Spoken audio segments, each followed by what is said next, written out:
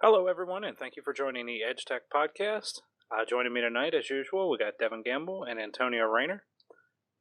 Tonight, obviously, we're going to be talking about the iPhone X. Just came out yesterday. I've been using it for a little over 24 hours. Let you guys know basically how it's going, and I guess we'll take it from there. So yeah, guys. Obviously, I was texting you last night. I got the iPhone X. So far, I like it. I'm not. Apple sucks. I don't want to say I'm overly impressed by it, super duper, but I don't know. I like it. Most of the reviews are pretty positive on it. Face ID kind of sucked when I first set it up. That shit was terrible. The first hour I had that shit, I was like, man, if this is Face ID, I'm gonna throw this bitch in the trash. Mm, that's kind of hard for me to believe you on that, but okay. No, I mean, it really wasn't. For the first hour or so, I would say probably after about an hour and a half, it got a lot better. So the first hour, it was terrible. I had to stare like directly into the camera, and I know it's got obviously it has like it can tell when you're looking at it and stuff like that. That's obviously there, but I don't mean like I could look at the screen and it would unlock. No, I would have to stare into the camera before it would be like, oh, I see you there. Uh, Probably after about an hour and a half though, it definitely got better. It's gotten faster. I've been using it for about 36 hours now. It's definitely gotten faster. It's still a Yeah. little slow. It's kind of about the same speed as first generation Touch ID, but I think a lot of it might actually be on me because I don't know why I've been doing it, but at the top, you'll see the little lock icon, and then I'll wait until I actually see the unlock, and then I'll swipe up to open the screen. The times that I just like take the phone out of my pocket, look at it, and then swipe up without like waiting for the unlock icon, it actually is unlocked immediately. It's just something in my mind. I'm like, oh, I gotta wait for the unlock icon, which I have no idea why. Having a special moment. Yeah, I guess it's just taking me some time to get used to. It's also smaller than the 7 Plus that I had, so it's slimmer width wise and it's shorter height wise. So sometimes I'm just like tapping in the way wrong spots. I'm like, God damn it! But I mean, overall, I'm happy with it. I'm not blown away by it. It's not a But I thought it's it's supposed to blow people away. Like it's supposed to be so much better. if you're coming from like a 6 maybe, but I mean, it is definitely faster and the screen looks great. Don't get me wrong, like I like it. I'm not like blown away by it. Like this isn't So I earth guess my shattering, question but is that you said it's not earth shattering. So is it truly really worth the money when you just had another phone who did pretty much the same thing? uh, if you're coming from the last generation, if you're coming from like 7, I would say no, unless you're looking for this specific. Like if you're like, I like the full screen aspect, I'm tired of the home button stuff like that. But if it wasn't just for me being me, like I probably wouldn't buy it. I would have probably just bought an 8. But I mean, I'm happy with it. If you're looking to upgrade, like if you have an older generation of device, if you have like a 6S or something like that, and the 8 would have been your replacement, I would have probably waited for the X just to get it. But if you're coming from a 7, I probably wouldn't spend the extra money. If you're in the market to upgrade, I would probably wait for the next one. So overall, if I had to give this thing like a rating, I would say probably 7 out of 10, maybe 7.5 out of 10. Like it's got a lot of nice features. That sounds a little low for Apple products. I mean, I'm trying to be honest here. No, It's no, I respect it because you know me. I'm pretty much team Samsung. Granted, I have been a little more open to newer things, but it's kind of like I feel like, especially when it comes to Apple users and their products, it's like Apple this, Apple that, Apple's so great. And for you, who's an avid Apple user or consumer, I should say, whatever you want to call it, is like for me to hear you say that's a little kind of shocking. I try to be impartial, but I mean, I'm not brand loyal. So I like Android in general. I'm not brand loyal to Apple. The only reason, so I like iOS more than I like Android, and obviously the only way you can get an iOS product is to buy an iPhone. So that's more or less why I've been brand loyal to the iPhone. But in all actuality, like if they made the iPhone hardware, or let me rephrase that. If they made iOS software on other devices, like if other manufacturers could do, like how they have Android on different manufacturers, I wouldn't be like, oh, I'm gonna get the iPhone X. I'd be like, I'll stick with whatever. But Hmm. I'm more loyal to the software than I am the hardware. Like, don't get me wrong. I mean, it works very well. It's smooth. It has taken me a little bit of time to get used to the new gestures. I definitely find myself reaching for the home button a lot, and I'm like, oh. At first, I was like, shit, where's the home button? I've definitely gotten past that now. Um, Do you miss the Touch ID? at first, yes, I missed it a lot, especially because Face ID was being a bitch, and I was like, this is really slow. Um, it's gotten better. I have not had the chance to use Apple Pay yet with it. Um, I'm gonna do I did actually make an article. It's on the website edge-tech.net. Um, first 24 hours with the iPhone, and like I said, there's a small learning curve there. I'm gonna do a full review, obviously, in about a week. I'm gonna obviously take some pictures with the camera, stuff like that. So yeah, so Face ID's gotten a lot better. It does work really well in zero light situations, which I was pretty impressed by. Obviously, so did Touch ID. Touch ID worked really, really well in zero light situations, but obviously because it doesn't require light. But no, so I went into the bathroom and turned all the lights out, everything, so it was like pitch black, and pulled it out of my pocket, hit the power button, and it recognized me immediately. And then this was one of those cases where I didn't actually wait for the lock icon. I just swiped up and it was there, and I was like, man, okay, it worked really well. It was pretty impressive, and I wear glasses every day and everything, so it did not seem to mind those glasses at all. Setup was a lot easier than I thought it was going to be because watching some of like the reviewers and stuff like that look at it, if they were like craning their necks and shit, and I didn't have to do that. I just tilted it up left and right, worked really quick. But yeah, Devin, you were saying your iris scanner works better in no light situations, right? Or like dim situations.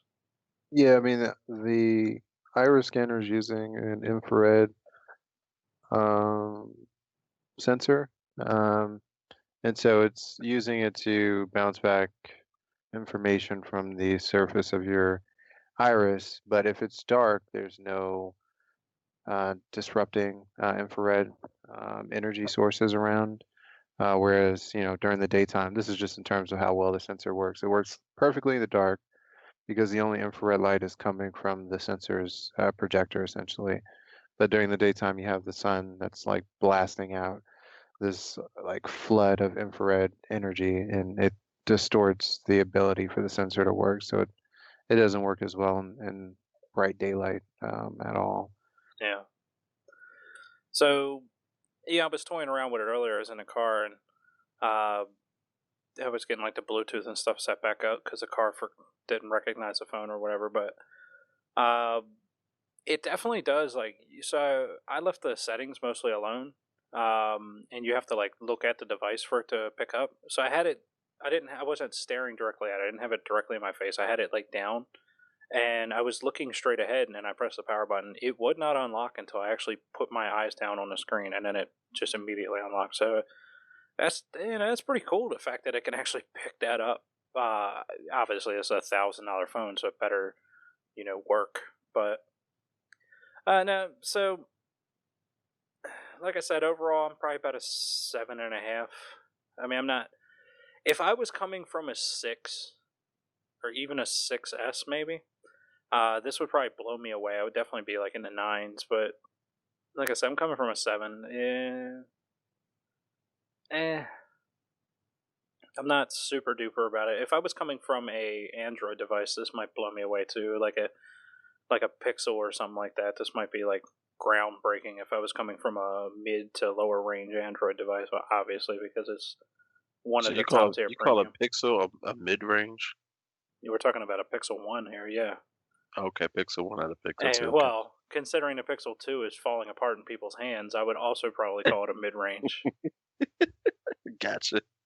I mean, So this is on like their second time around the saying around the block. So I mean, they partnered with HTC and LG. Like they don't make their own phones, and those two companies both make phones. So how do you get the engineering this wrong?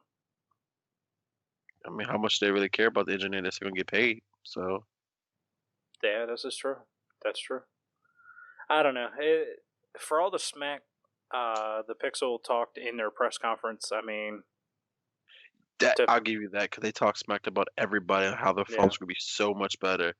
And I think what made me mad about this, I know it's a tangent because we're talking about iPhone right now, no, that's all right. but I expected them to do so much more because like, oh hey, what about this? What about that? And it's kind of like they didn't do anything really special for me to stand out. Like for you to say try to throw smack at everybody else and you have your commercial like, oh, we'll be able to answer all these questions, but it's kind of like you weren't able to answer anything.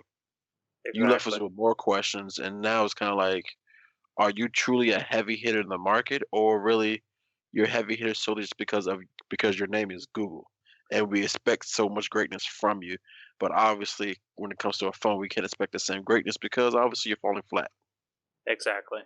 Yeah, and it sucks because for them to be coming from a position where they're like, "Oh, Apple sucks, and this is why," and Samsung sucks, and this is why, and this is why we're Yeah, so much better, and then it's like, "Oh, well, your screen is literally popping off the device. The chassis is cracking in half. Like, iPhone went through Bendgate on the iPhone 6. Like, those are things that have been solved already. Like, I'm not going to rehash this because we kind of talked about it, but it's like, how can you guys fall this flat on your face after you talk that much smack in your press conference? So, yeah. And anybody knows if you talk smack, you gotta be able to back it up. And right hmm now, yeah, not backing anything up. Especially, not have you even kind of. heard the reports that even with people going to the Verizon trying to get them to buy another phone instead of the Pixel? No, I didn't hear about that. Yeah, there's been a couple of reports that with people trying to go buy a phone, buy the Pixel, and they go to a Verizon store. It happened to Verizon. What happened to Best Buy? That people been trying to get them to buy another phone instead of that Pixel. Wow. That's because the commission setup for the other phones they're pushing is better. Uh, Yeah, they reported that the rep like admits that the Pixel's a better phone, but they're not trying to sell it to them. They're trying to push them to the other phone to the. To get They're more money. basically like Samsung devices, just because the commission's higher on those devices. gotcha. Yeah, it makes sense. Obviously, in a situation like that, this is how Uh, I make my money.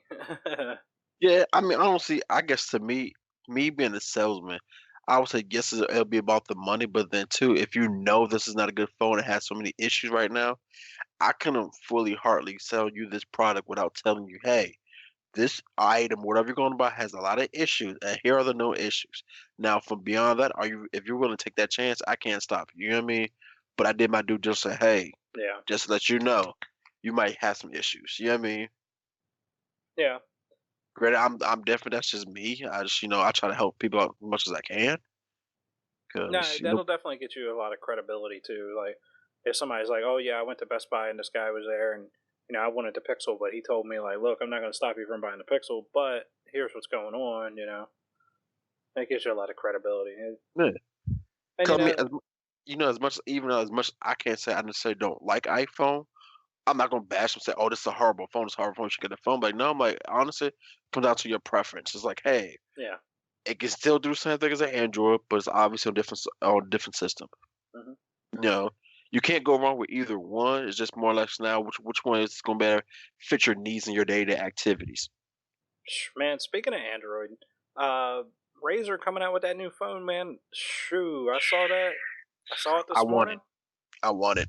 bro. I'm gonna be honest. Like I said, I'm not a I'm not against Android. I've obviously used a lot of iPhones, but I don't know, man. I don't know if I would switch from iPhone to Android specifically because of that phone, but I would definitely not mind having that Razer phone in my pocket. Like, I'm not. I'm not gonna lie to you. I'm with you on that one. I'm to the point. I'm trying to contemplate. Should I buy it just to have it, so oh, that I way know, I right? You know what I mean? And I just use that phone for like a month and then switch back to my 8 if I like it. If I don't like it as much as my 8. Like, see how could I use it for my daily job for a month and write a review about it, see what happens. Yeah. Because I'm like, for $600, where that's still not like that's not obviously nowhere close to what we really pay for phones nowadays. So then you telling me I can get a phone that has so many different features, well, like you said, has a fingerprint scanner on the power button. Oh man, I know. The fact that they could do it now, obviously that phone's a little thicker than the iPhone, but I really don't mind that. Like, I don't mind a thicker phone. I Like don't. everybody's I feel like you get used to having thicker phones anyway because you put cases on everything. right, so it's like it's not a big deal to me. Like that's what I kind of really don't like about the iPhone 10 is like I wish it was a little bit wider. If anything, like it's skinnier and it's shorter than the iPhone 7 that I had 7 Plus. I just wish it was a little bit wider. Like that's the reason I got rid of the iPhone 5 that I had. Like was I didn't like it was too small. I don't want Yeah, this phone to be too small. Like this Razer phone, and it's not like edge to edge, which everybody's like, oh, why don't they put an edge to edge display on it? And I'm like, all right, easy. Like, not everything has to be 100% screen in the front. Like, nah. I mean, you've been doing without that for so long now. Like, what's the big difference?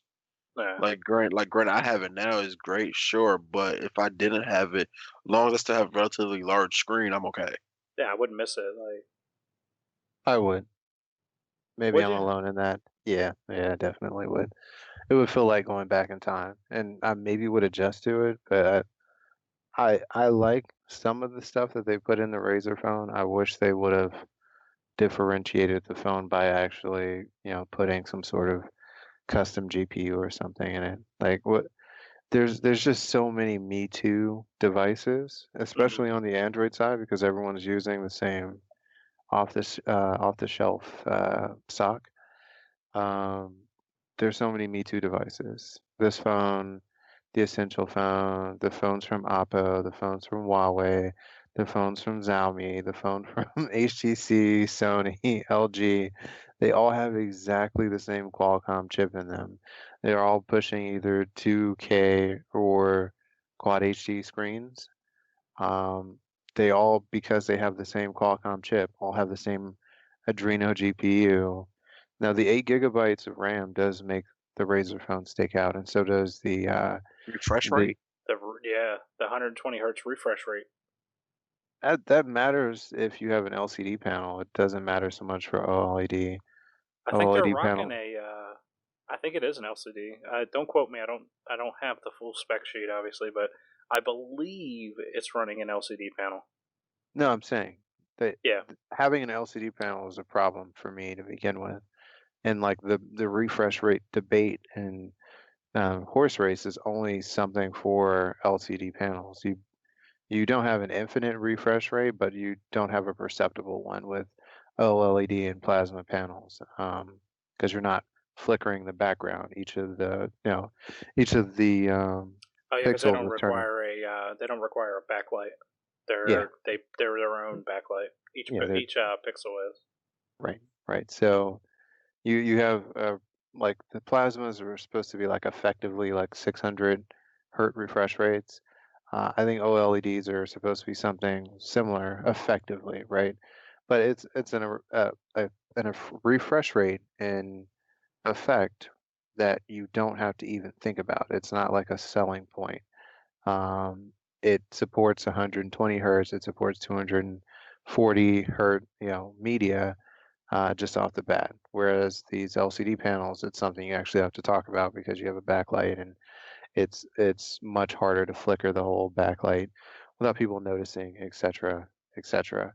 Um, but no, it stands out for the 8 gigabytes of RAM. It stands out for the The, panel refresh rate. Sure, it stands out for having a 4,000 milliamp hour battery. Right, it's a little yeah, that's chunkier, but it's got this gigantic battery, even by Android standards. So it should get you well through the first day and almost probably to the end of the next day, considering the specs. well, that's the thing Uh, too. Is Razer's obviously a company that makes gaming peripherals, so they're kind of gearing this towards people that play mobile games. And, they're not going after people that are just playing like Farmville or Clash of Clans.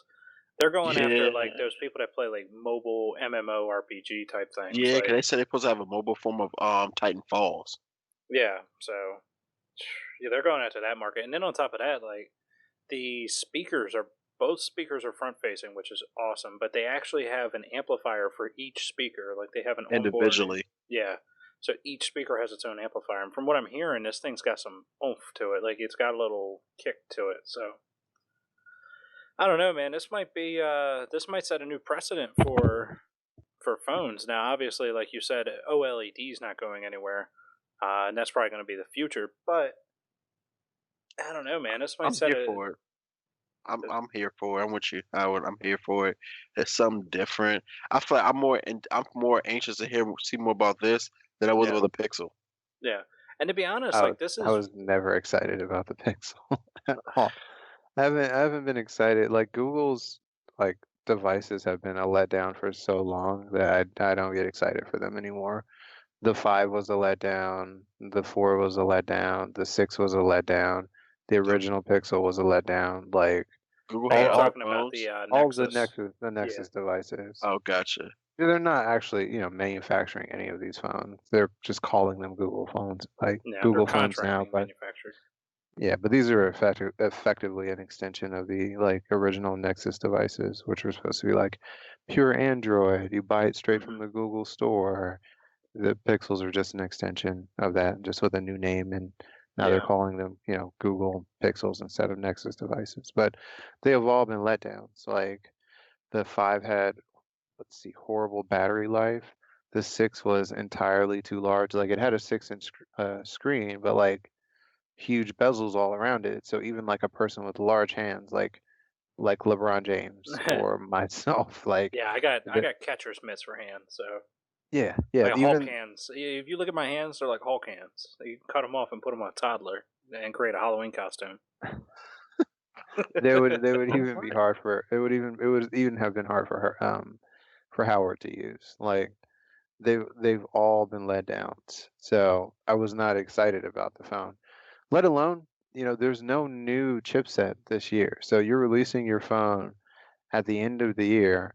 And so the 835 has already been released, been inside the phones Samsung's been selling since the beginning of April. Now we're here 5, 6 months later. Several other manufacturers have released phones with those same specs. Hmm. What do you have to differentiate your product other than it being pure Android? Which is something, it's something, but at this Not point, enough. yeah, at this point, the skins that the manufacturers, the secondary Oh, you mean manufacturers for like Androids, the launchers? I think is that what they're called, launchers? Launcher uh, skin. They call it. It depends who you talk to. What they call it. Yeah.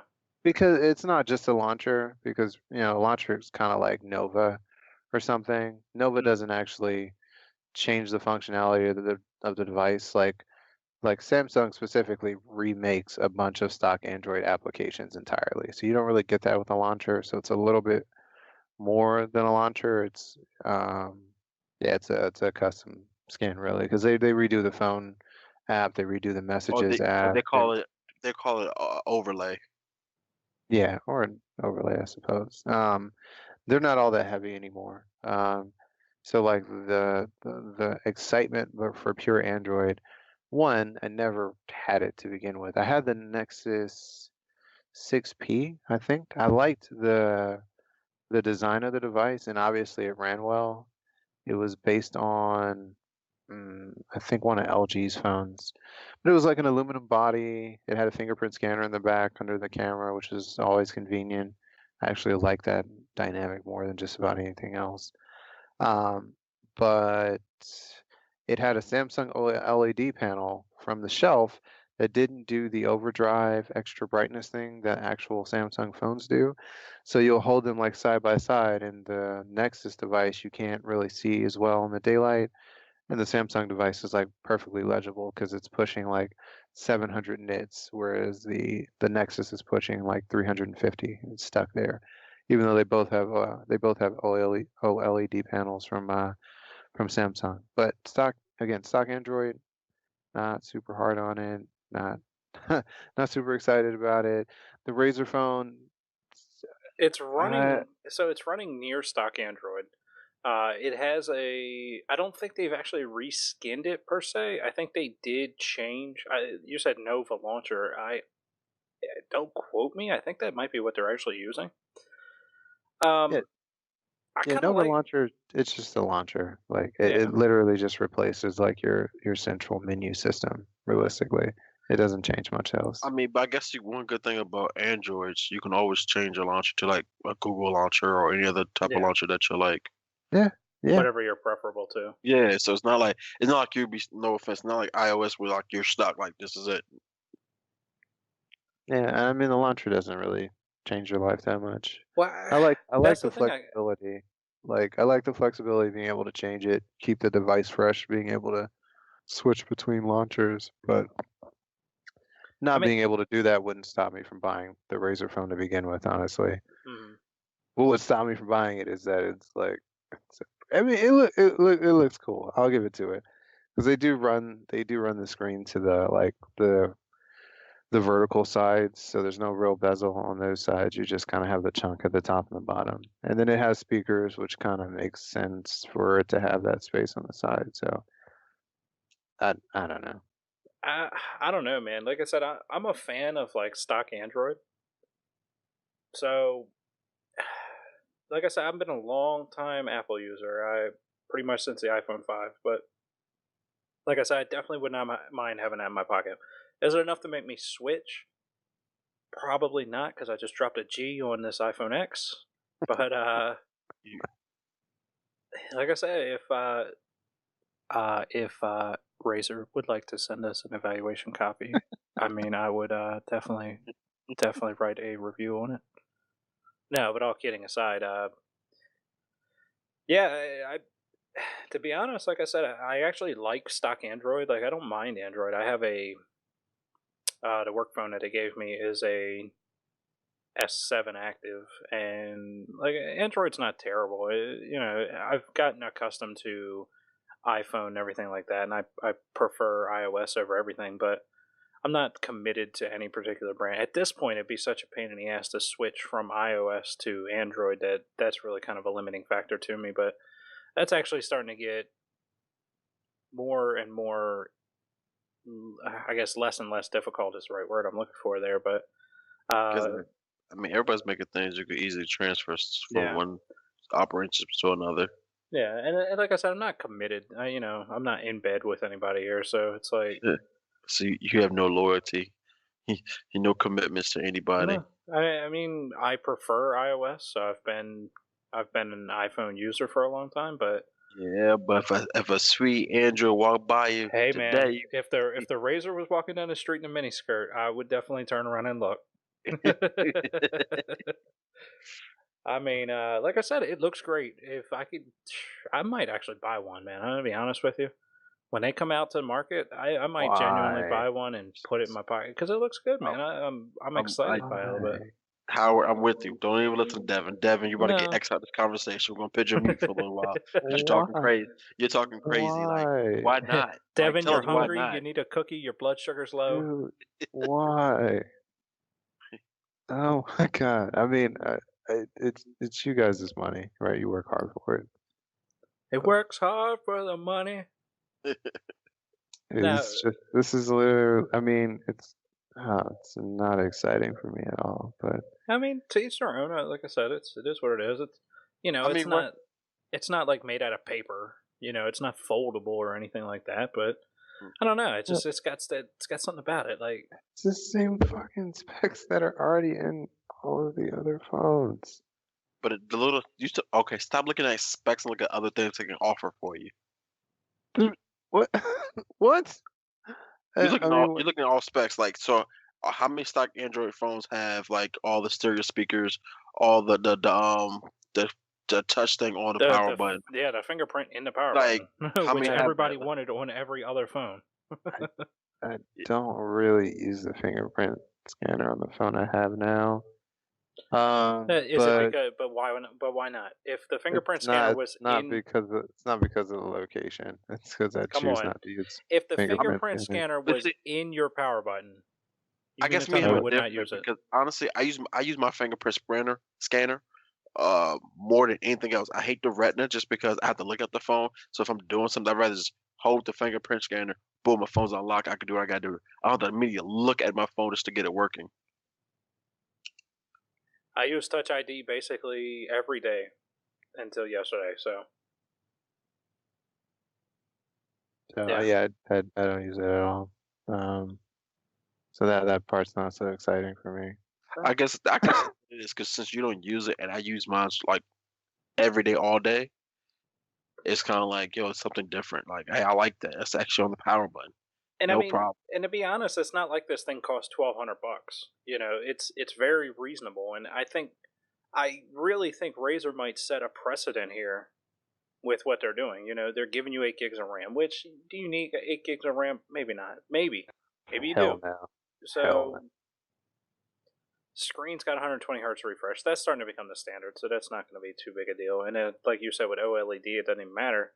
But this is the biggest thing we're missing out on is this is their very first phone. They've never done this before. You know, iPhone's been at this for 10 years. Samsung's been at this for what, 6, 7 years now. So yeah, they're both great phones, and they should be. They've been at this so long that yeah, they should be. This is Razer's first foray into the market. This is their first foot in the water, and they're, in my opinion, I think they're hitting it out of the park here. I'm not gonna lie to you. Granted, I mean the jury's still out. I can't say it's not the part because obviously the phone's not out. Nobody can touch and play with it really. Yeah.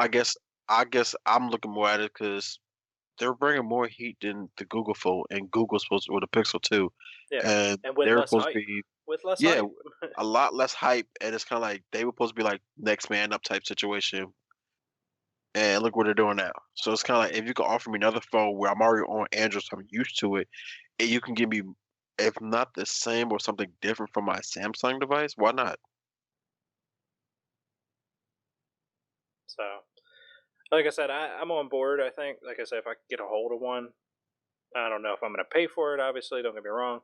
But You can go to the website and sign up for it. They let you know when the phone is available. reiterating my previous statement, I don't know if I'm going to pay for it, but I mean, they should know when it's available. yeah. I mean, like I said, if maybe, I mean, like I said, if I had the ability to get a hold of one, I would definitely take it for a test drive, and I think I would be very satisfied with it. Enough to make me switch from iOS? I don't think so.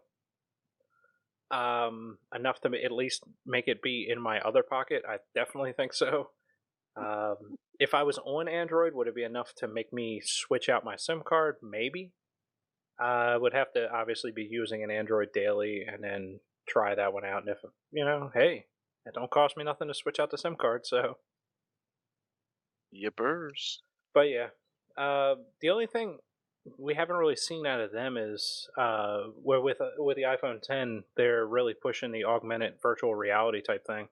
I don't know how that's going to play out on the Razer phone, obviously, because I think VR and augmented reality is going to start getting really big. Obviously, Samsung's been at it for a little while with the Samsung Gear VR, but these phones are getting powerful now. Man, speaking of that VR, I had the VR since I had my S7. Yeah, I used it when I first got it and haven't touched it since. really? Yeah. It just wasn't that exciting for me. It was like, oh, hey, virtual reality. You can make your own videos, but if you want to make your videos, you have to buy that whole Oh, that 360 3D, camera. that 360. Yeah. Yeah, that's what it was. And then it was like, when I got it, it was like, oh, you have select games up there, but they don't have that many games. So, oh, you can watch Netflix, but then you're still limited to movies. But like, why do I want to watch movies and the whole time I keep turning my head to see everything? Like, Yeah. Well, I guess it kind of like simulates a movie theater type experience. It tries to. See, I was not on Samsung when the Gear came out. Well, not only that, it's powered by Oculus. You know, had they partnered with HTC Vive, maybe it would have had a better go around. But that's neither here nor there. But I don't know, man. In order to run, I considered buying an HTC Vive. They had one in stock at Micro Center probably about 8 months ago, and I had genuinely considered buying one.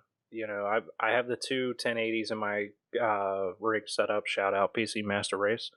I just don't have the space for it. I'd have to like move a couch and stuff out of the way. Shout out apartment life. And so that was really my limiting factor. But the fact that Apple's released AR kit and VR is starting to become a more mainstream, especially on mobile devices. I don't know, man. I think AR and VR, I think they're going to start getting bigger. And I mean, the concept of virtual reality is pretty cool. Imagine when they really start getting into like virtual reality. Right now with VR, you're restricted obviously to the room you're in, and moving around is really difficult. You know, if you want to move from place to place, it has to be baked into the software. So a lot of VR games, they're usually like on rails, or there's not a lot of movement involved, or there is one game where movement is like the key. That's like the whole gimmick of the game, but the way movement works on that is you're actually like pointing the little hand controllers at spots on the map to move. Once they really start getting to the point where it's like, oh, you can actually move around, like they've come up with a method to actually do that, I think virtual reality is really going to take off into the market, especially once they start, when they get like their first MMO on board. Like that's going to be a big deal. So I don't know, I'm pretty excited about it. Yeah, I'm probably gonna pick up a PlayStation VR headset this holiday season. Yeah, I mean, Yeah, how it works out, I've heard good things about it. yeah, they've got a few titles already available. Like the full Resident Evil 7 is available, which You it's supposed to be. ready to get It's scared, huh? yeah, it's supposed to be. I mean, it's like the full development, so it's not like the Gear VR games that you get with Samsung that are like shitty quality. This is like the full, PlayStation 4 Pro quality visuals, the same story and everything. You just happen to be completely immersed in it. So, I, so I'm it'll gonna be be honest. terrifying, but yeah, Yeah, should I be don't know fun. if I could play like a horror game, especially like classic Resident Evil. Like, I don't know if I could play like a horror game with them. Oh, you be scared. Yeah, man, are you kidding me? Classic Resident Evil? Oh, That shit was you go scary. scared. You go cry like a big baby. I don't. Okay, you can say whatever you want, man. It's different between playing a video game on your couch, where it's like, oh, okay, yeah, but when you're, because especially with virtual reality, like the spatial sound is a Yeah, big deal. I get what you're saying, but I'm not like 12 anymore. I'm saying I'm 30. Like I get that. Yeah, okay. It's, What are you trying to say? You don't get scared if I come over to your house now and put a gun to your head and tell you I'm gonna kill you? You're not gonna be scared? Like, He's one, if you come gonna to my he's house now, I'm gonna gonna have a laugh in gun your waiting face. for you with my dog. Two, this is a video game, so you know it's fake. yeah, I know, but you could still be. I guess it's not necessarily scared; it's more startled. But no, I mean, look at Dead Space, older game. Shout out I Dead Space because I used to play the have hell out of no it. idea what game that is. That's the one where they're on the moon, right? So the plot of Dead Space is an older game, made by Visceral Studios. Visceral Studios, RIP, by the way. Thanks EA. Visceral Studios made this game. So the plot of the game is you're a systems engineer, I guess. You're more than that because you work on the entire. So a systems engineer in this case is he works on spaceships, and they have this. This is way set in the future, and the Earth has basically run out of resources. We're talking metal, natural gas, fuels, the whole nine yards. The Earth is just mined empty. So what they've done is they're putting these planet crackers into space, and one of the largest and oldest ones is called the USG Ishimura. So they basically send these into space to rip planets apart and then mine the entire planet. And I don't mean just like, oh, they just go in and like land on the surface and mine the planet. No, they literally rip this thing apart and then break the whole planet down into little chunks and then mine it that way, right? So on this planet that they go to, I can't remember the name of it off the top of my head, but there was a lot of like red tape from the government. The government was basically like, that is in a quarantine sector of space. Nobody's going out there. But of course, money gets in the way, so a lot of palms got greased, and they go out there. On the planet, they find this thing called the marker, and what it has is it has this alien code on it. And when they unleash the marker, or they uncover the marker, people start hearing this crazy voices in their head. The people on the planet side of things go crazy, go completely insane. The reason this is a big deal is this is actually what leads up to the entire event. So flash forward a little bit. people end up starting to kill each other. And I mean, like, they don't just like go around and like shoot each other in the head. They literally like dismember each other. It gets really gory and gruesome. This eventually comes on board to the ship because they move the marker from the planet to the ship, and this actually unleashes the hive mind of the alien species that's killing everyone, basically. So the entire planet side goes crazy. They all kill each other. These aliens called the Necromorphs come onto the spaceship, and that's when everything goes to hell in a handbag. So the Necromorphs, what they do is, after they kill you and dismember you, they turn your body basically into a goo that they're trying to break completely down. And the point is that everybody gets assimilated kind of into just like this alien hive mind's life form, I guess is the best way to put it. So you arrive on the spaceship that's just wrecked. It's completely inoperable. And you're there to repair the spaceship, the USG Ishimura. You land on the spaceship, and then everything goes to hell in a handbag. Within about the first 5 minutes, you're literally fighting for your life on this thing.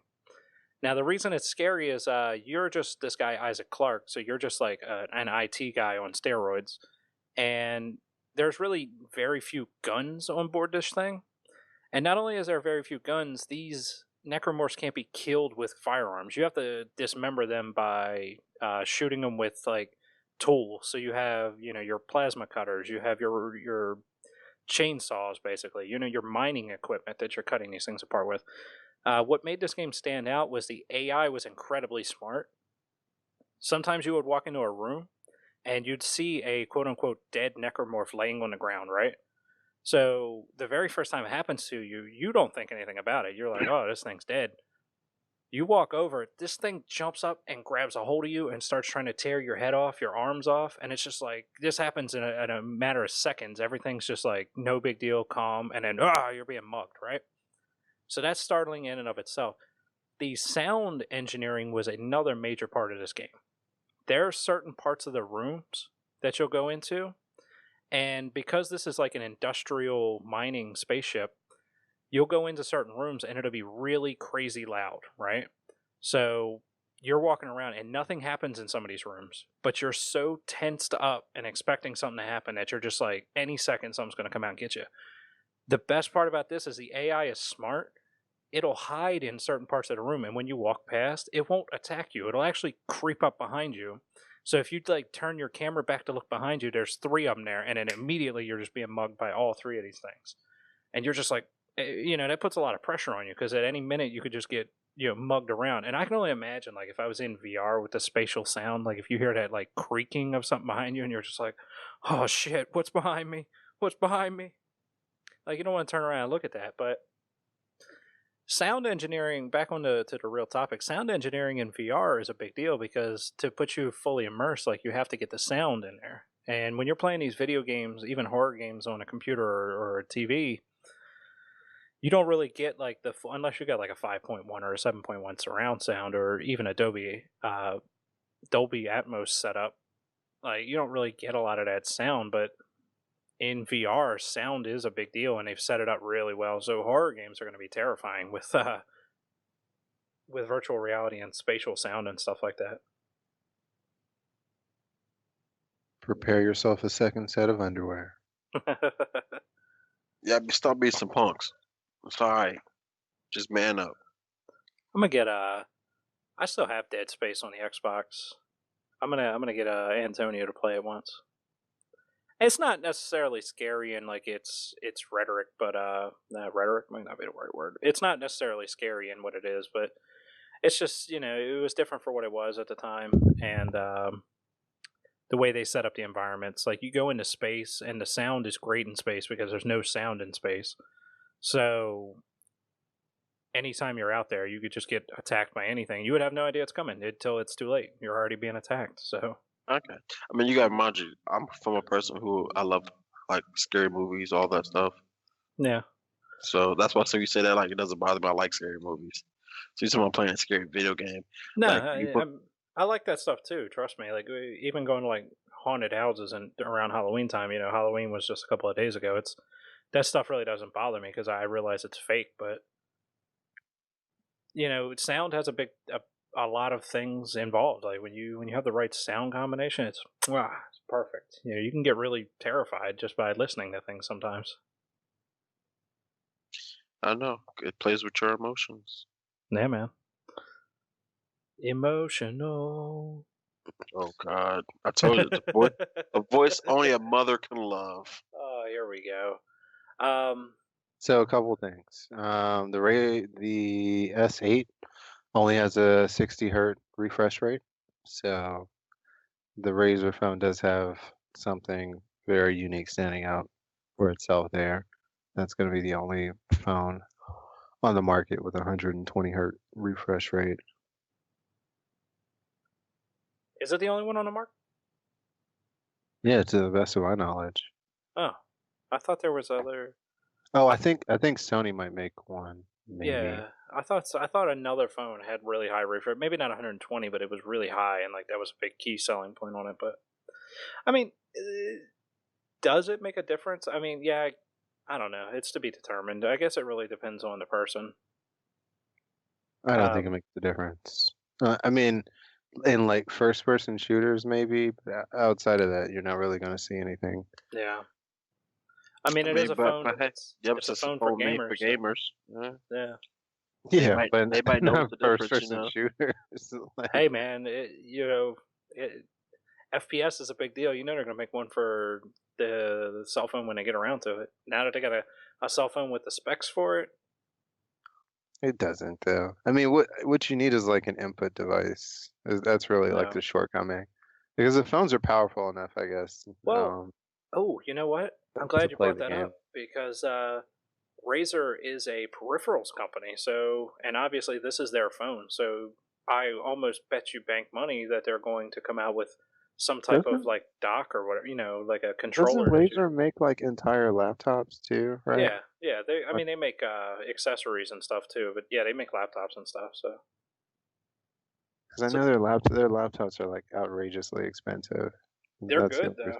I don't know if they're worth the money per se. I've never tried one, but that's all the top of the line specs. Yeah. For $2,500. Yeah. Like, hey man, you got to pay to play.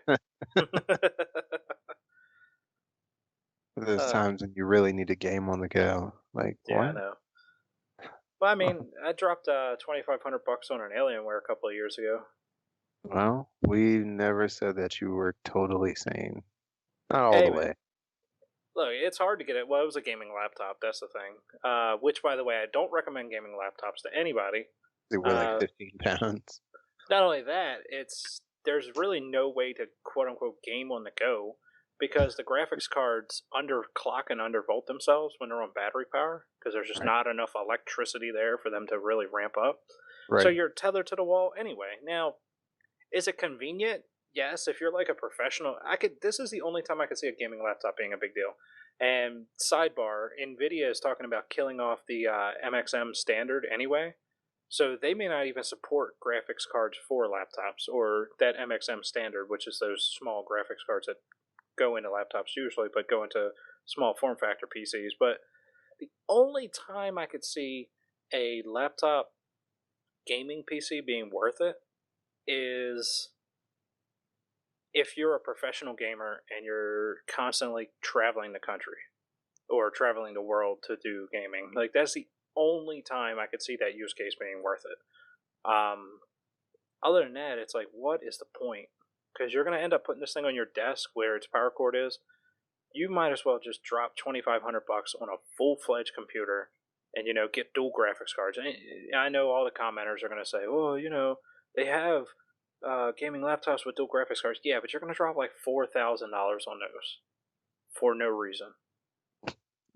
For no reason. And it's not like you can just upgrade those either willy-nilly, because my M17XR3 had a single NVIDIA GTX 680M in it, which was extremely powerful at the time. Don't get me wrong, it ran great. I mean, looked awesome. But I couldn't put anything else in there because it didn't have the Dell certificate. It wasn't certified for that device. I mean, I could put it in there, but stuff wouldn't work correctly because it just wasn't whitelisted by the BIOS. And you really got to go enthusiast level on that. and modify BIOS and stuff like that. And trust me, systems engineer by day and gamer and PC by night, but I'm not getting in all that. I'm not a programmer. That's Devin's gambit there. So I don't feel like getting into all that. I just want it to work. If I want to buy a 1080 Ti today, I can go to Micro Center, buy 2 of them, pop out my 1080s, pop my 1080 Ti's in there, and boom, I'm back in business. With a gaming laptop, it's this whole rigmarole. So it's like, what is the point? I don't see the point of it. I don't know. I'm a pragmatist sometimes, and Yeah. especially with like laptops. The gaming laptops just don't. They don't serve a purpose for me personally. I kind of see it for like if you're a professional gamer, that's about That's the it. only use case I got. What do you think, I mean, Antonio? Say it again. I said, what do you think about gaming laptops? I mean, I feel like it's pointless. That's why I'm kind of quiet over here. I'm like a gaming laptop is very pointless to me. But like you said, if there's a need for it, sure, just like you said. But at the same time, you need that power. So if you want to do that, let me just go ahead and get comfortable and just go ahead and get a desktop and Yeah. do it. Yeah. And that's how I look at it. What were you saying a minute ago, Devin? I'm sorry. I mean, I can see it for professionals, and I can even see it for like, kids. I mean, if you have the money to blow, it is like Oh, convenient. I had a laptop. It wasn't like fully a gaming laptop, but it was gaming capable because it had like a dedicated graphics card in it.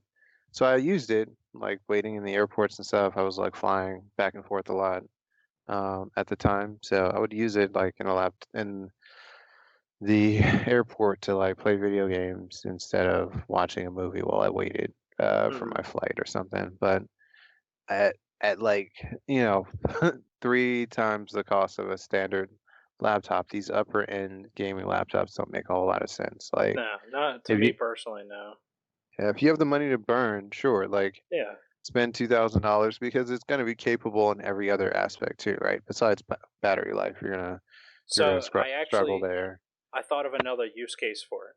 The only other time I can really see a gaming quote unquote laptop.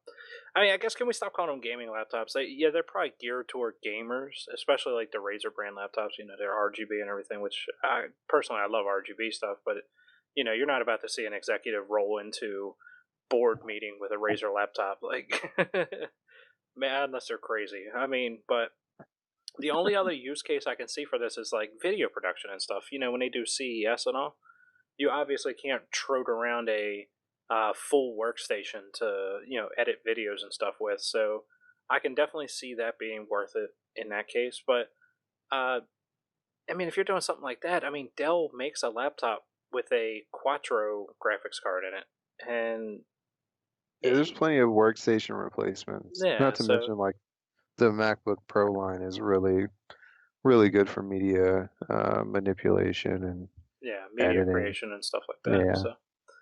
So I don't know. I mean, they're cool. If I wouldn't buy one specifically to game on, and let me rephrase that. If I had buku bankroll money and I was just like, yeah, I got money to spend. Yeah, why not? Why wouldn't I buy one? But if I'm out and I'm like, oh, do I want a desktop or a laptop? I'm probably gonna just buy a desktop because they last longer in terms of upgradability and stuff like that. Especially, who was it? Intel just came out with eighth generation chips, so it's like you can't necessarily replace the processor and motherboard in a laptop. You know, It's certainly not easy or really feasible most of the time. yeah, Yeah, I mean, laptops for me are, they're supposed to be lightweight, mm-hmm. hopefully long lasting, and like moderately powerful. And that's Yeah, assuming you have like a desktop. If you don't, then you gotta kind of like walk the line of getting more than enough, power and then adequate mm-hmm. battery life, whatever.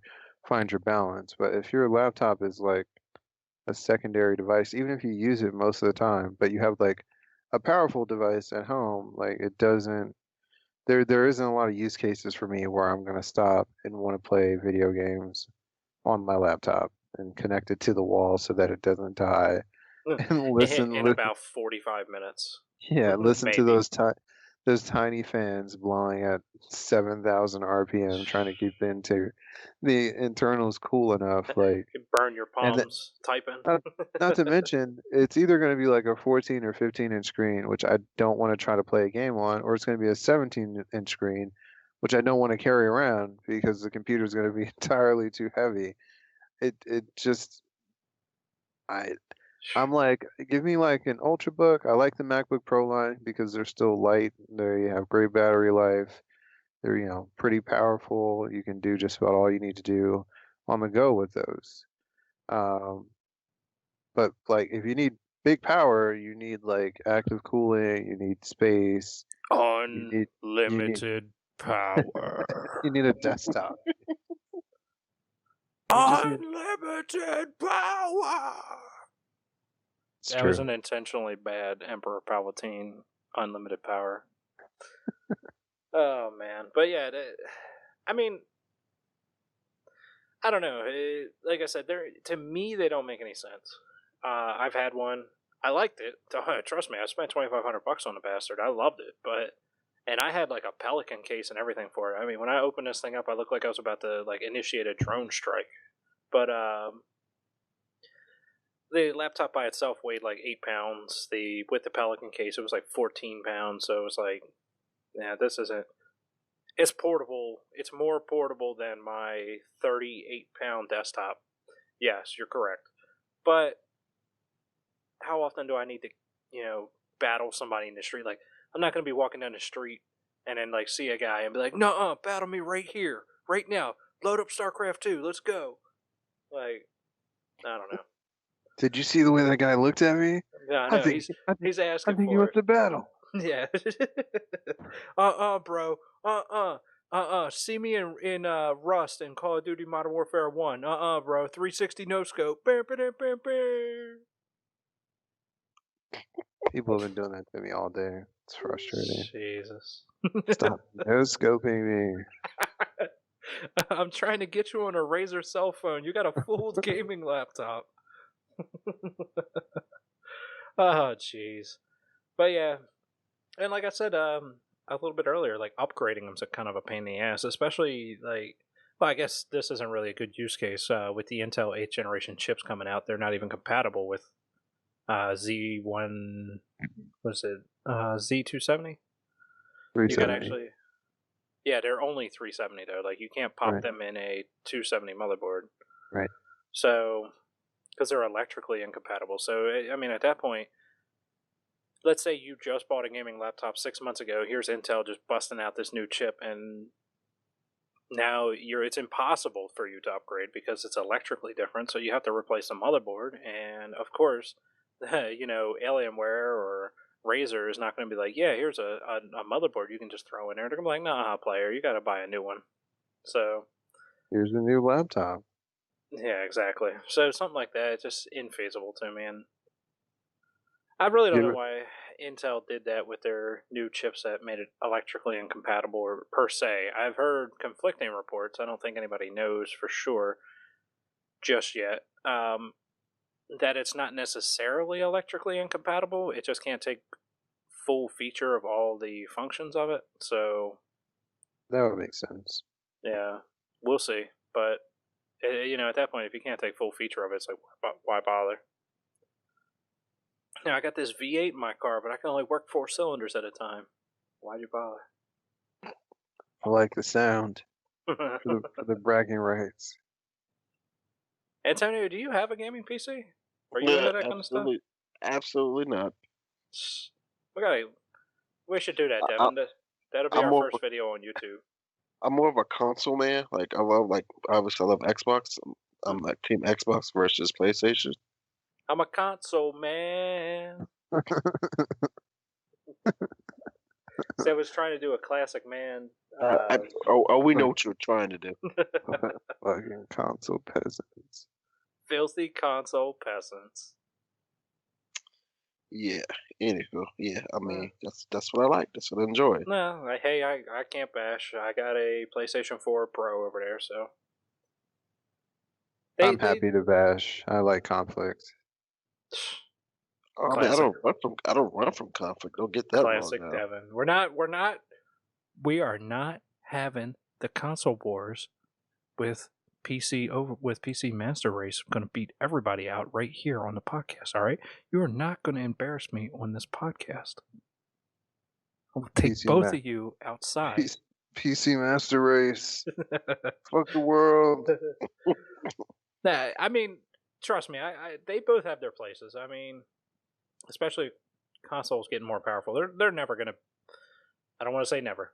They're not as powerful as PCs right now, but they're getting there. And for the price you pay for them, I mean, you shell out $500 for a Xbox One X, and yeah, it's no dual 1080, i6700K overclocked liquid cooling, with NVMe drive, but I put $3,500 into this thing, so I could buy 7 Xbox One X's on, Yeah,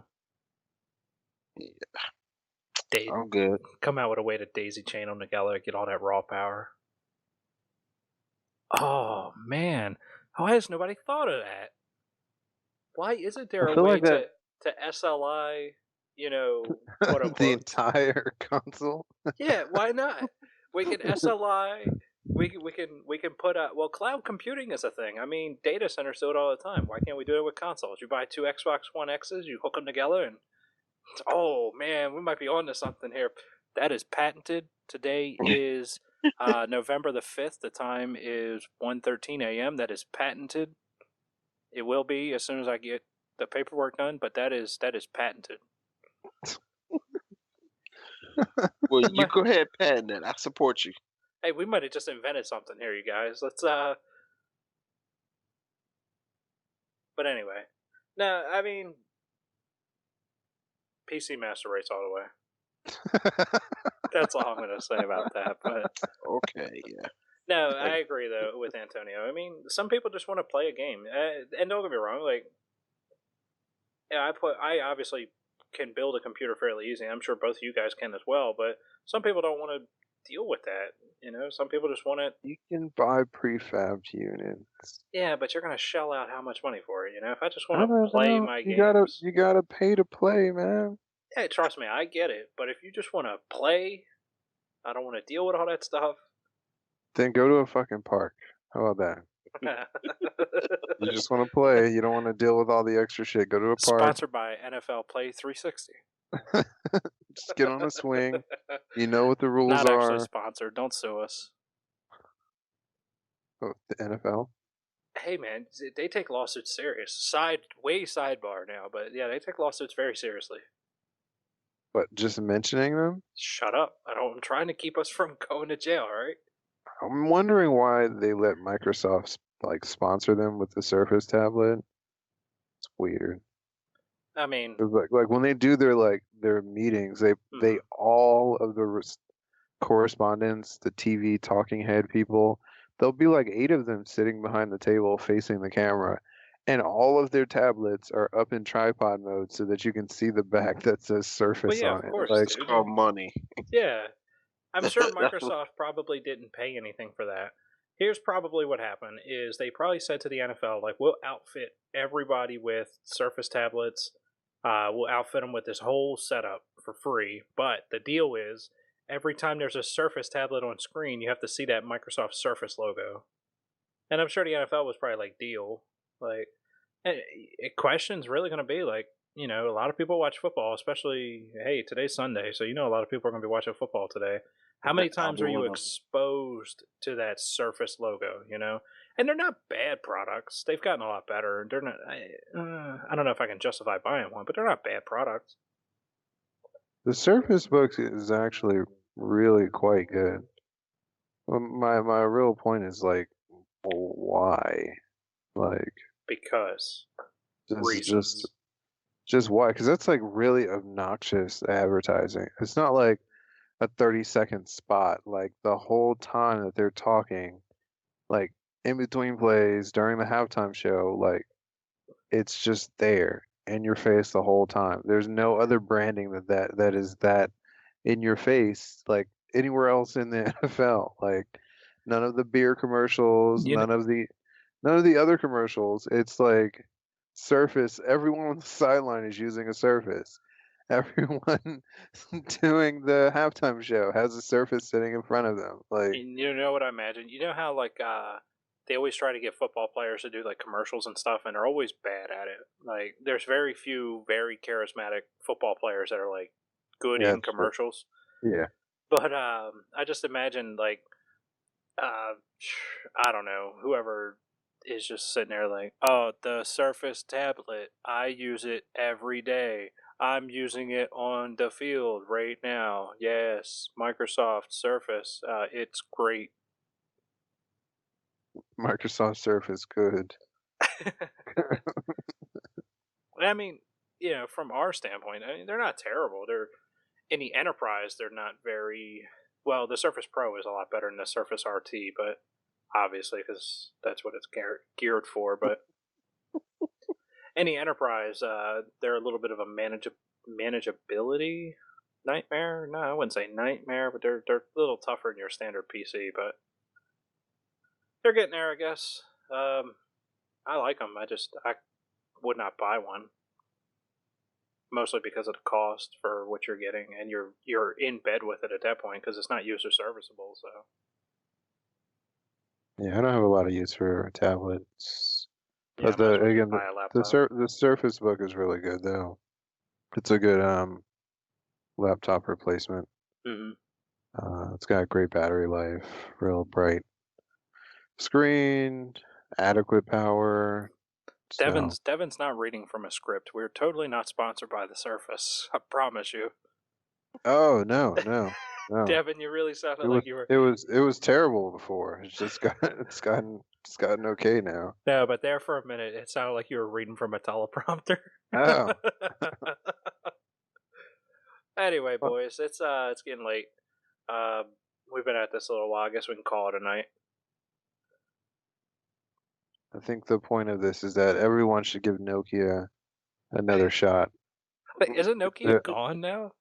I think No, that's when they were gone. no, I think no. Microsoft folded them, dude. I think they're dead. Microsoft had Nokia. No. Look it Well, up. Look it up. there's a Nokia 8 that was just released. I a few I weeks really Prove it. thought I Prove really it. thought Nokia folded. I thought Microsoft buried them When? recently when they killed off their entire not recently, but maybe about 2 years ago when they went through that big restructuring when they were like, yeah, we're still trying to make phones, but now they're not called Nokias anymore. They're just called Microsoft phones. I thought they buried Nokia. And then this year they were like, you know what? This is costing us a lot of money for no reason. So Let's see. It looks like Microsoft sold Nokia to HMD. oh, they sold it. Okay, I thought they straight up killed it off. I thought they were like, nope, let's bury it.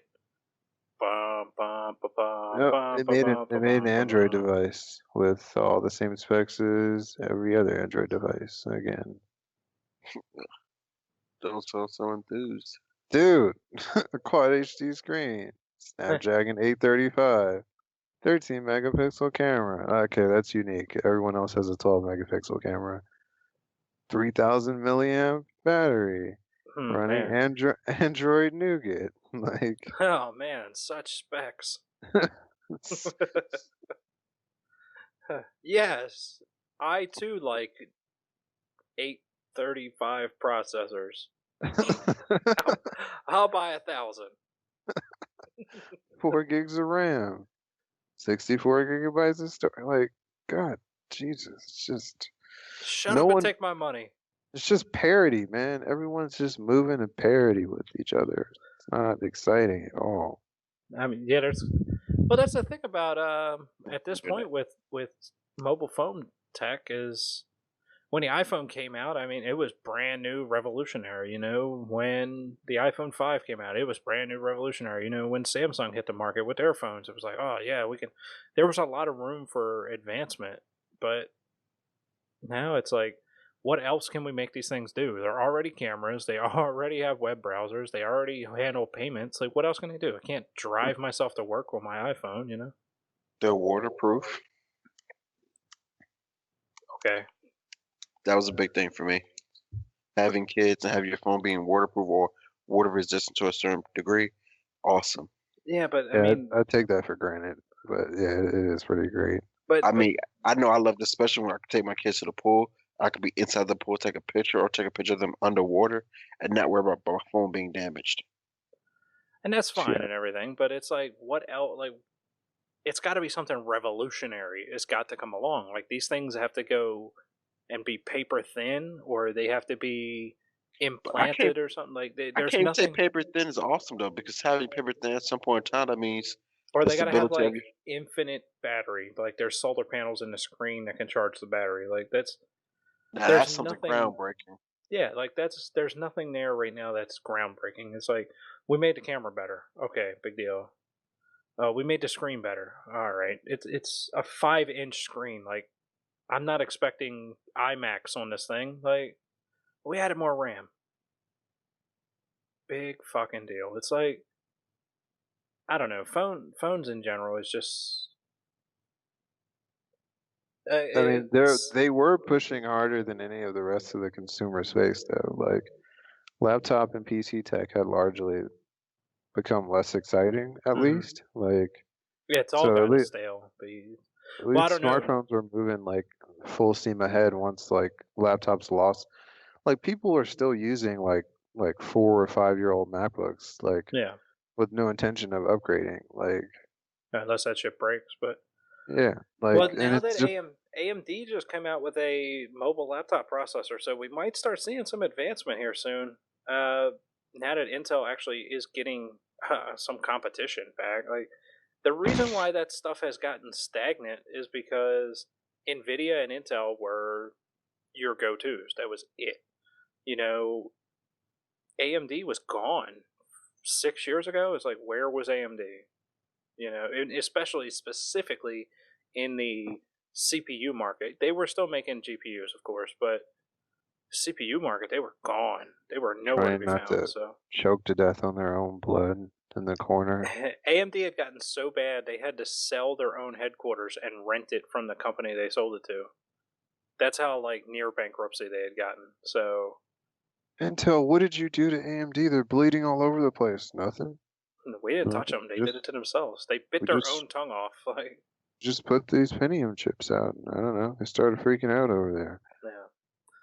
So I mean, that's the thing. Like, but now that AMD's back and they turned a profit in the third quarter, which was astonishing. I mean, they completely made a 180 in the third quarter. Like, they were hemorrhaging money, and then now it's like, oh man, they're making money again. Like, and a lot of it was driven by Bitcoin mining has gone through the roof again. So people are, for whatever reason, are buying GPUs. Like, I bank my money on Xbox One X production. oh yeah. That's definitely also part of it because they made the combination CPU GPU custom chip for them. So yeah, that was definitely a chunk of it. Don't get me wrong, but I really So want to see AMD do something because Intel and Nvidia need competition. Like, Intel has not released anything new in a long time, and granted, that's partially a technical problem because um, they can't make them any smaller, but I think they really need some competition to push them a little bit too. You know, if they the are not trying at exactly. all. No, Like that's what I'm getting at. You know, if we're the only game in town, like, oh, okay, well, you don't like it, don't buy it. Well, what else are you gonna do? You're gonna not buy it? We're the only ones here, so yeah, their only technical problem is squeezing more money out of the same tech. Like yeah, that's their technical problem. Like I mean, like you see, they get like a little bit of movement from AMD, and now they suddenly have 6 core processors ready to yeah. roll. Like, Oh yeah, suddenly the i9 is ramped into, like, yeah, the i9 came out of nowhere. Like, oh yeah, they definitely had this waiting in the wings. Like, come on, man.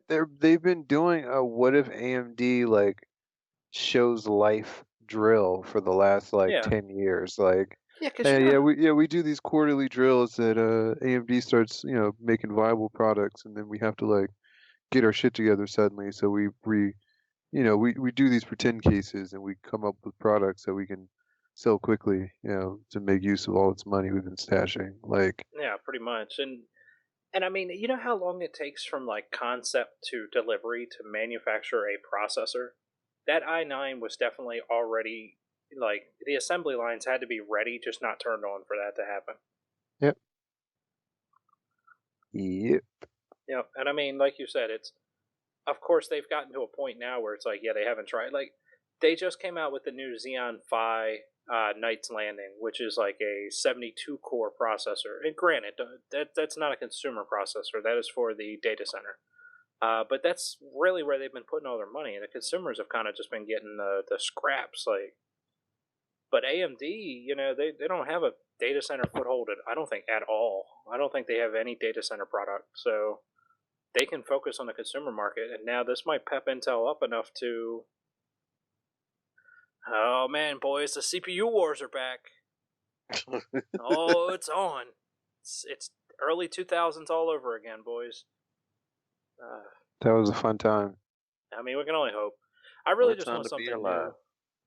I really just want something new from either of the two companies. I mean, I'm an Intel guy, Intel, Nvidia, but I don't know, man. If AMD came out with something groundbreaking, I'm not loyal, so. I can't trust AMD. AMD is like Alfa Romeo of the chipset world. Like, they make stuff that looks like it's gonna be good on paper, but you just Yeah. can't count on it to like can work for you in everyday life. Intel's making like Porsches, Yeah, they're like, oh proven. yeah, they'll charge you like for every like for cup holders and shit, for heated seats, and for a backup camera when the car starts at 100,000. But like, at least you know it's gonna work. It'll outperform everything else that you run across. Like, Yeah. AMD is like a wild card. It's like, oh, that shit looks really nice from across the parking lot, and they're selling it for a really good deal. And it says it has 12 cores, even though the cores are sharing resources and L2 cache between two cores. So not technically really two cores, but no, it looks good on paper. I'll take it. And then you get it home, and it's like running really hot. It uses way more energy than you thought it was going to use. Hmm. Like, and Yeah, that's but it's it's something AMD. now. I Like, mean, AMD obviously I don't expect them to be like directly even though they are Intel's direct competitor because there's nobody out there. I don't expect them to directly compete with Intel right this minute, but the fact that they're turning a profit finally, this might mean something. I mean, yeah, that's Intel good news. Intel's going to have to do something. I mean, will we get below 10 nanometers? Will Intel create a new chip? Will either one of them surprise us with anything? Tune in next week to Dragon Ball Z.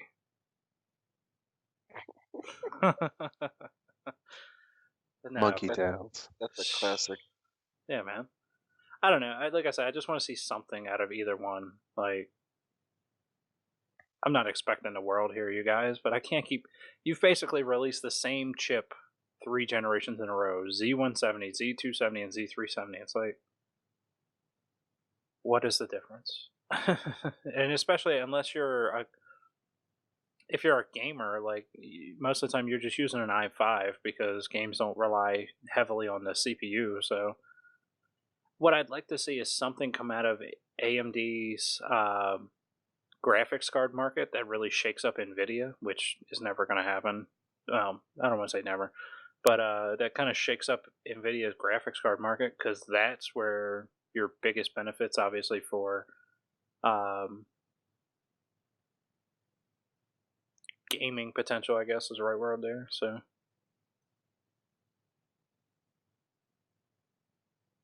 Mhm. We may have affordable 4K gaming soon. maybe. It's the thing. Like, AMD was a lot closer in graphics than they've been ever in CPU. Like, at least in graphics, they had like not parity, I mean, they had like price parity, but not energy efficiency parity up until like the upper reaches, and then they would like cut off at like the top two spots, and those are all NVIDIA. But like for CPUs, like they haven't been able to compete even like remotely with Intel at the desktop level, at the mobile level, at the ultra low power level, like nowhere. They're just absent from the competitive field. And then their recent GPU offerings have been like lackluster to say the least. I don't know what to say else for them. Competition's great, but I don't know if they know how to. If they have the resources to. I we don't don't really we don't know. know how to competition. They're Yeah, just like they're just hitting themselves over the head with a tray full of GPUs. Is this how you do it? I don't know if you guys saw the movie not Ender's Game. It's like um it's like the Hunger Games, but it's not. They're split into like four Is that the one where demographic they have to like groups. go through a maze or whatever? No, it's not Maze Runner, but it's like Maze Runner. N- Never mind. I'll All skip right. it. There's What were no, you getting into? What was the yeah. point? Well, they split everyone into four groups, and one of the groups is like the group of intellectuals. There's like a Oh, you talking carousel. about? Oh, you talk. I know exactly Yeah, what you're talking yeah, about. the forgettable movie, right? Yeah, Like, it's uh, like a four-part series. There's one yeah, girl, she's the one yeah, part, and yes. then she's. I know you're talking about. I feel like her name's like Which, Shane Woodley or something. yeah, well, she was like the actual one who had like all four. Like she Yes, was split, and she chose which one she wanted to be part yes, of. yes, Yeah, I know exactly what you're talking about. yes. One of the groups is like the intellectual group. Yeah, That's yeah, her brother Intel. was in that Like, one. Yeah. yeah, that's Intel. Like, Intel has like a full, a fully stacked roster of geniuses. So even if you make a little bit of money, you're not just like trying to compete with like this untapped market. You have like Right. You have a, Intel who just has you have, all the money to yeah, buy like engineers. they have perfectly clean laboratories and people being paid $150,000 to make incremental performance increases. You can't really compete with that with just turning a profit here, selling a few products there. Even like the Xbox One X sales, that may be a boost, but I I don't see how AMD is supposed to do it. Like Intel has money coming in hand over fist. Like Yeah, because they're buy pretty much the only game in town. Their biggest chunk of sector of money is not even coming from consumer level devices. I mean, you talk about Amazon Web Services (AWS), right? Their data centers. You know how many servers they have in their data centers, and how many processors they have in their data centers. Those are all coming from Intel. There is no other chip maker on the market for data centers. Period. So, and some of those processors, like those Xeon 5s, those things are $2,000. If you've got 10,000 servers in a data center and you're like, oh, we're going through a full refresh or this is a new construction, and we've got 10,000 dual socket servers, and they're both packed with these Intel Xeon 5s. I mean, you're talking $2,000 times 2 times 10 or 10,000. I mean, so it's astronomical money there, and it's just from one potential company. How many companies have data centers? How many companies have that much equipment? So there's no AMD has no foothold in that space at all, except in their Fire Pro line of server graphics processing units, for compute. But we use those at work, and we can't get them to work right.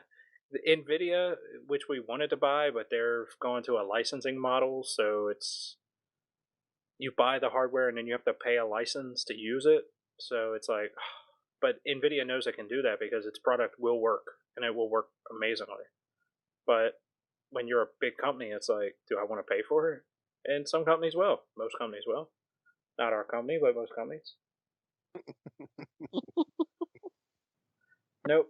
But that's really it. I mean, Intel has a stranglehold on the market, and until somebody comes along and dethrones them, which is near impossible because it's not just, oh, I can make a chip. It's I have to make a chip set, and I have to get motherboard makers on board, and I have to try to sell it. And if I'm brand new into the market, like that's impossible. There's no way unless you're coming up with 1 nanometer quantum computing technology. Like there's not going to be a new maker on the market anytime soon. So Old Blue is and trust me, I love Intel, but I want to see something more out of them. I mean, I'm tired of incremental upgrades. I want to see something groundbreaking. I want to see, a CPU the size of my thumb that runs at 10 gigahertz, and draws 1 watt of power. I want to see something new. It's make me feel like I'm getting something for the money I spend. You're getting a new model number. That's what they'll give you. Yeah, well, I Oh, think this they're. year's 8700K is 20% better than 2 years ago. I think their SSDs are quick, and I like the Intel NUCs. Those are cool. I'm just, the CPU market's gotten stale. Yeah, their SSDs have been super quick for a long time too, though. Like, Yeah, but the SSD market really only has nowhere to go but up. Especially, they were one of the first gambits into like the NVMe spec. If this was prior to it being a spec, but I don't know if they can start making them faster and bigger. Like that's really what needs to happen with SSDs. They need to get larger. Like I want to be able to replace my 4 terabyte hard drive that I bought for $300. Actually, probably a lot less now, but I want to be able to replace that with an NVMe SSD that operates at 3.2 gigabits per second transfer. I want that. I do want that. Like if somebody today was like, for $500 you could have a 4 terabyte NVMe spec SSD. Oh man, shut up and take all my money. You know how fast that is, and all this space. Oh my god, I'd go insane. Like that would sell out in 1 second. Like that's what needs to happen. We need that. We need that in our lives. well, send them a letter Yeah, I'll get right or on it. or at them on Twitter. Yeah, I'll get right on it. On I don't know when Facebook. to get ripped apart on Twitter by by the lady that runs Wendy's Twitter campaign. Oh man. All right, boys. I think we've had a good chat here. This was pretty nice. Um, really appreciate everybody listening to the podcast. This one went a little bit long because we missed last week, but really appreciate everybody listening. Of course, check us out on the web, edge-tech.net. Again, I'm Howard. I'm Antonio. I'm Devin. We really appreciate you listening. Have a great one.